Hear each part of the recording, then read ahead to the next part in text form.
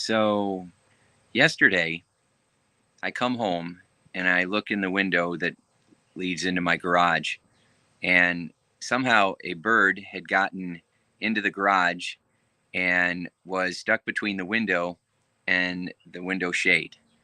And it was flying all over the place trying to get out of that window. And so uh, I opened the garage door back up and I pulled the shade away from the window, and the bird looked right at me and then right at that window and really freaked out trying to get out of that window. And it was throwing itself against the window, and then it would look over at me and it would be like, whoa, whoa. And I was just sitting there staring at it, and it kept flying into the window. And then I said, bird, look over there, because the garage door was open and there was no resistance. But that bird was in such a panic, such a state of emergency, that it kept throwing itself into that glass window.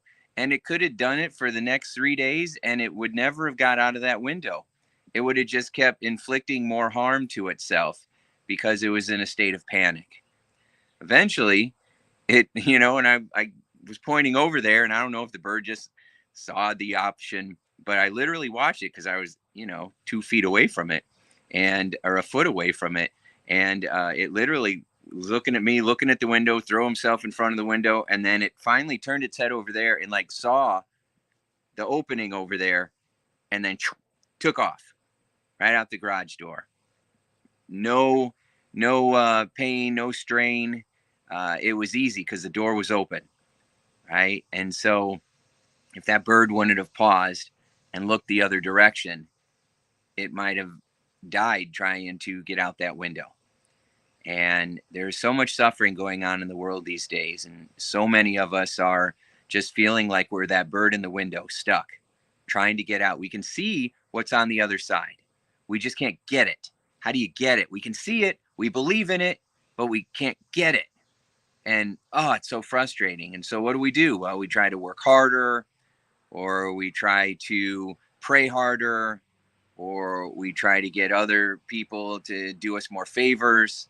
And it still feels like the harder we force it, the more work we put into it, the more we stress about it, the more it just remains out of reach. And so in those situations, what we got to do is stop trying and change our story. Okay. Because when I say stop trying, I mean, take a pause, breathe. I call them take pit stops. In Indiana, we have this famous race car. It's called the Indy 500, and these multi-million-dollar cars, and they're built to zip around the track and win races and go really fast. But they also have to have pit stops where they literally pull over in the middle of a race a few times and stop, right, to retread, refuel, or they don't finish the race. Well, most of the time, that's not what we do. We keep charging forward. I've just got to go harder. I just got to figure out how to go harder. And all that does is burn us out. We end up on the side of the road. And so instead, we pause, we take a pit stop, we breathe, we check our compass, we make sure that we're headed in the right direction, that we're spending time on our high value activities, that we are aware of where we're resisting, and making sure that we go in that direction instead of just doing more busy work that doesn't really produce much. And then we got to really pay attention to the story that we're telling ourselves, because, man, I just hear people all day long tell themselves these horrible stories about how horrible their life is, or how horrible their situation is, or how horrible their past was, or how horrible the people around them are, or what a horrible place the world can be sometimes. And all that does is tune you into a frequency of despair. It just floods your system with cortisol and adrenaline, and it just makes you feel awful inside. And it totally disempowers you, because instead of pausing, thinking about what's possible, and then making sure that you are heading in a direction that is empowering, and you're having fun, and you're enjoying yourself, and you're leaning on others instead of trying to do it all by yourself, and making sure you have a good story. Instead, we just keep throwing ourselves into that window, in the same direction with the same story over and over and over. If you want to know if you're doing this, do you find yourself saying the same things repeatedly over and over to yourself and anybody else who will listen to you? that's a really good flag to let you know that you're like that bird.